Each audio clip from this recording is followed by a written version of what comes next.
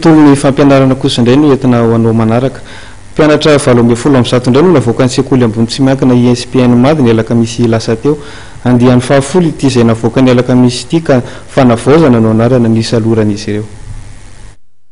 Hiditra amin'ny sehatry ny asa tsy amin'ny aiainy tanora 17 mianadahy navita fianarana tao amin'ny sekoly ambony tsy miankina Institut Supérieur des Novateurs de Madagascar na ny INSPM Mady izay Razanadra Couto Roland Albert no président mpamorona. Tolorana ny mari-pahaizana izy ireo ny alakamisy teo.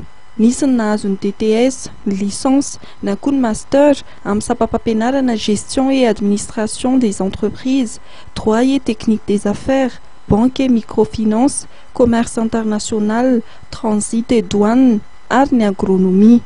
Andiany fahafolo ity navoaka ny alakamisy teo ity misalotra ny anarana fanavaozana ary misy ny mampiavaka azy araka ny fanazavana.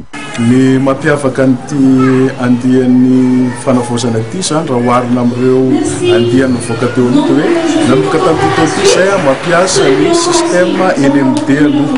Ny mampiavaka azy faharoa ihany koa dia ny hoe tsy manofana olona hitady asa intsony izao ny INSPM na ny Institut Supérieur de Polytechnicien Novateur de Madagascar fa manofana olona ho patron amin'ny sehatra rehetra, ho mpitantana, ho fandraharaha ary ho tompona andraikitra ambony amin'ny sehatra rehetra. Ny mikasika ny ho avy dia hatsaraina ny fampihofanana aloha dia miainga amin'ny fanavaozana sy ny fanatsarana ny mpampianatra zay.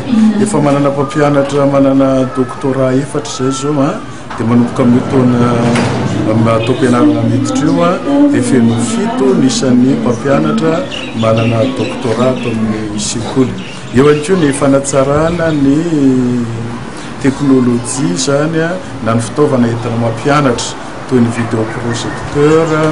Eo ihany koa zany ny fampiasana ny internet ho amin'ny fikarohana. Efa napiditra internet zao ny sekoly hanatsarana izay fikarohana zay ho amin'ny mpampianatra sy ho an'ny mpianatra. Eo ihany koa zany ankoatr'izay ny fanatsarana ny votoatin'ny fampianarana amin'ny ankapobeny.